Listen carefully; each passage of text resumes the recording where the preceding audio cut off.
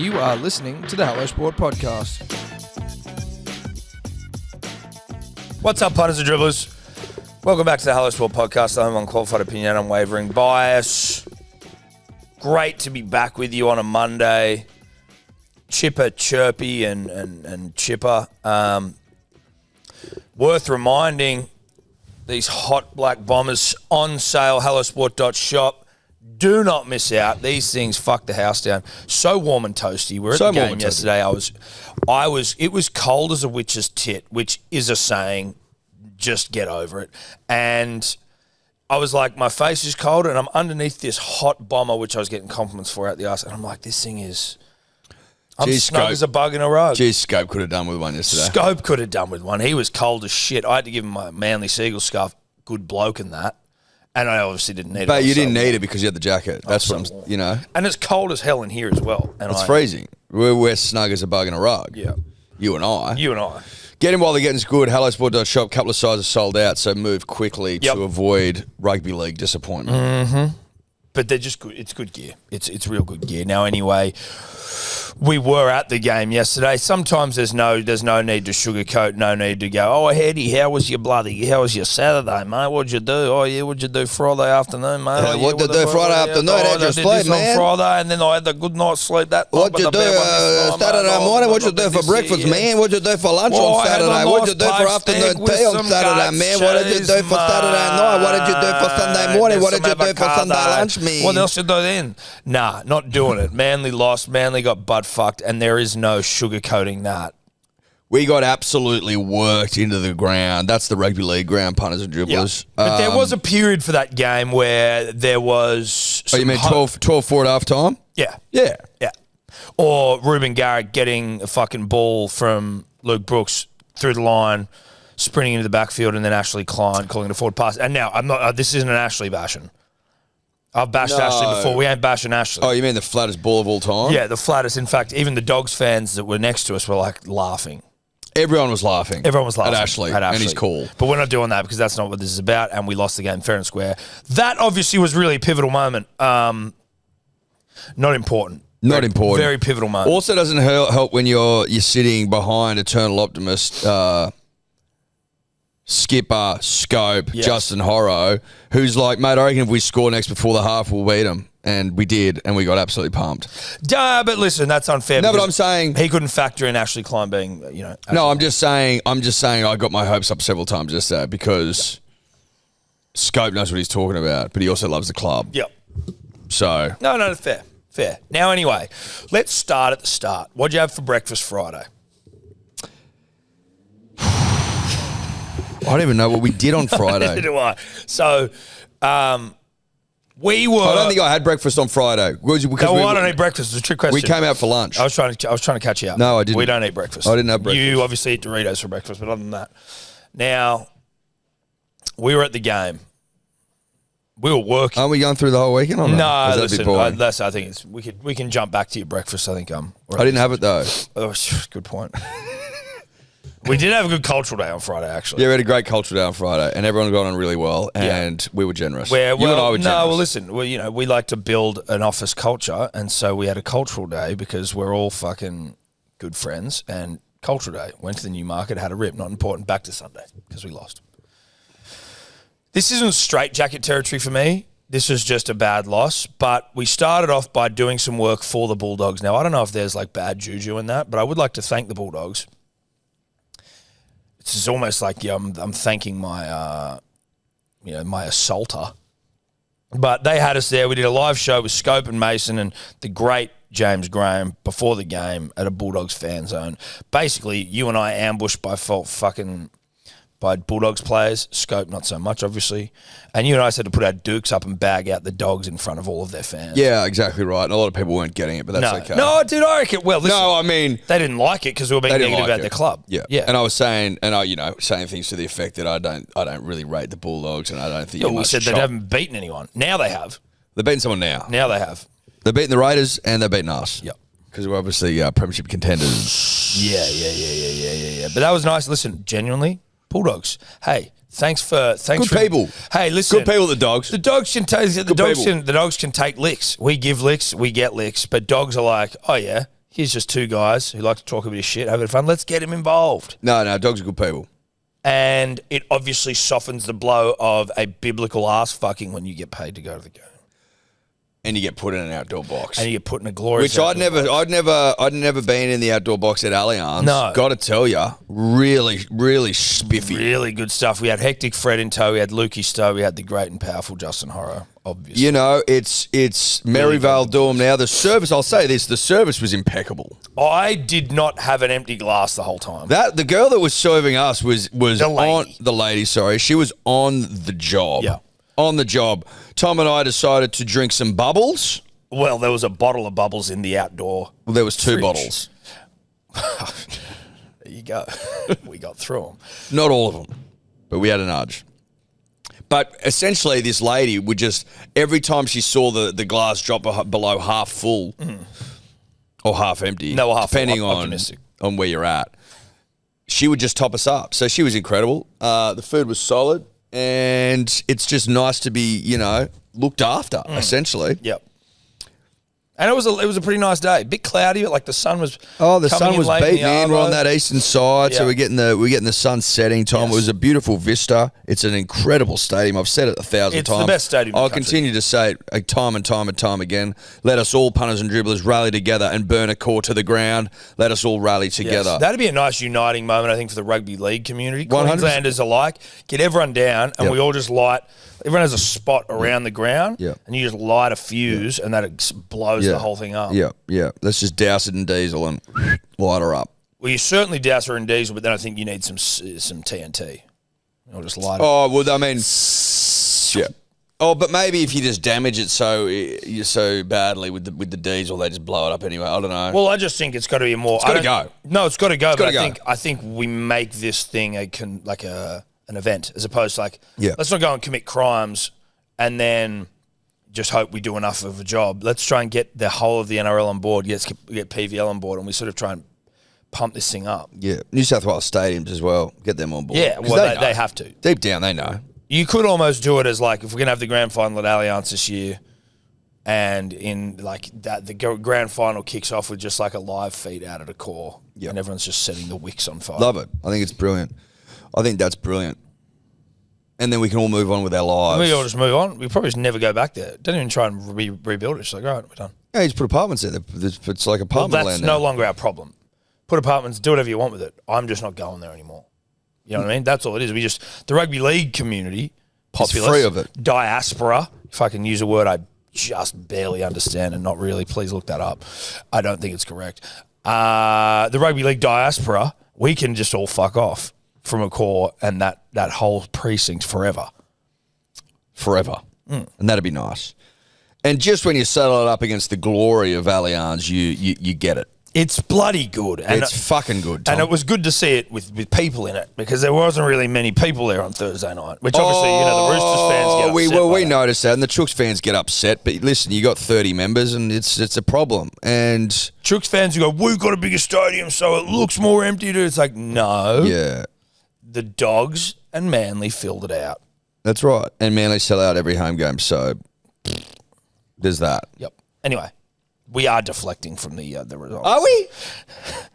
Am I deflecting? I don't know. I'm not deflecting, am I? Listen, we showed yesterday that we can be wildly inconsistent. We get 3 wins on the trot. We go down to Melbourne. We beat the Storm. Everyone's touching themselves. Going, Manly's the real deal. Manly can win the comp. That's what good people, good The real judges. deal Gill. The real deal Gill. Danny, the real deal Gill. That's what good judges were saying. Bring back the Gill years. They were just good years. They were. Great back tap. And then you find out on a Sunday afternoon in front of a decent crowd where Tom and I are drinking bubbles. Yep. With Hectic Fred. After a nice earn from our mates, the Dogs, that, we can be pretty fucking shit. No, yeah. Pretty shit. That's probably a nice way to put it. We can be pretty shit. Now, we're We're outside the 8, and we've got a do or die clash this Saturday. Are we outside the 8? Is that we're ninth. Because of that butt fucking We're ninth. Is that because of PDF? Points differential? Yes. It's in PDF, but it sounds better. We are 9th because of PDF. Points differential. And we take on the Roosters this Saturday night, which now has a lot of do or die about it. We also then play the Raiders away next week, and then we have the Tigers, who are probably trying to avoid a spoon. Then we've got the Dragons, who we hate historically. We've also got the Warriors in there. We got another Dragons on them, do we? And we've got the Dolphins. Yeah, I know. Dragons obviously is just more terrifying. Well, the Dolphins are in the 8, Tom. And before we get into the game, and obviously we will, because we are going to cover the game. Are we going to? It was great to see club legends Lachlan Croker and Brad Parker of retired but still getting around in Seagulls kit fame at the game. Yep. They were doing the rounds, some promo stuff, came and said, "G'day." We were like, "Brad, why are you in fatigues? Why are you in club fatigues, Brad? You're retired. You're now the king of the North, Brad Parker Real Estate." Yeah, look him up. I don't know who he works for, but if you're looking to buy, looking to sell, Brad Parker's your man. Brad Parker's the fucking man. Yeah, the ant. The ant. I'm hearing great things out of the real estate game about Brad and where Parker. he's headed. That's where you go. The North Agency. The North Agency. In where? Manly? Or is he in Brookie, or what's he going? Listen, he's all. I want to pump this guy up. No, so am I. I'm just saying, Brad Parker, you go to real estate agent up and down the northern beaches of Sydney. Yep. Top Australian. Surprise, surprise. Yep. Mate, they've got one in DY, Mona Vale, French's Forest. Listen. There's a few around. North Agency. Type in Brad Parker North Agency. It'll come up. Give him a call. Get him on the blower. He'll get you the bang for your buck. He'll get you the most money you could have hoped for. Yeah, that's the Brad Parker guarantee. Yeah. He'll get you the most money you could ever have hoped for in your life. That's it. Rolls off the tongue. That's on his card actually. Yeah. Brad Parker North Agency. I'll get you the most money you could ever hope for in your life. That's a Brad Parker. It's about Brad promise. Yeah. But it was good to see him back in club fatigues, mate. Yeah, it was. It made no sense, but it was good. Well, yeah, he's just getting around in fatigues. Yeah, he's just getting around the fatigues. Yeah, I mean, listen, the club's like, "Oh, mate, listen." But it was like good old times. No, it was. It was really and good. And by good old times, I mean last year. Well, yeah, 9 months ago, 10 months ago, whatever. But it was nice. Croaks was good. It was a good chat with the boys. And that was pre-game, so it had us in a good mood for all right, Brad famously told us the one club he never lost to was the Dogs. Yeah, which we took as an omen. However, if you really started to scratch the surface on that, you could ask yourself, was Brad playing? Is Brad playing? Is there a reason to go and get all over the Manly win at 226 when Brad's not actually playing? Sure, he's there. Sure, he's in the fatigues, but he's now the king of the North Agency Real Estate. Yeah. And he can guarantee you the most money you can ever think, could have hoped for in your life. That's the Brad Parker promise. But he can't guarantee he wins against the Dogs anymore because he ain't playing. Well, he's not playing. And so that doesn't work, Edward Simpson. First year name. Double Bays, 29th of first 91. So put the phone down, close the Neds app. But you can put on a bet. Of course you can. But if Brad Parker's saying, I never lost to the Bulldogs and he's not playing anymore, in fact, he's retired, in fact, he's now the king of the North real estate-wide, he can guarantee the most money you can ever think of in your life. He's not playing anymore, Edward. So don't take that as an omen. No, don't look. Because you're searching. Well, don't look at that. It's you're exactly extending yourself. We looked at each other and we went, that'll do. That's not bad, is it? Brad Parker never lost to the Dogs and he's right behind us. Yeah. In fatigues. And so that was a mistake potentially. Well, it was. Well, listen, I'm not prepared to say that because, sometimes... Well, it wasn't an omen because we got pumped. But it wasn't an omen. No, that's correct. It wasn't an omen. And we didn't win. That's also correct. But was it a mistake, Edward? No, I don't regret a thing. I don't regret it. If I had my time over, I'd do it all again. I'd do it again. Knowing what I know now, I'd put the bet on again. Yeah. With all the information at hand... I still don't think I could turn past Brad Parker, look him in the eyes and say, I've never lost to the Dogs. Nah. Good enough for me, Brad. I put that bet on every day of the week. Knowing what I know. Knowing what I know, yeah. Yeah, listen, you either love the club or you don't. Yeah. You're about it or you're not about it. Yeah. First try was unfortunate. Sam Hughes went over. Sabi in his 100th dropped a sitter. Yeah.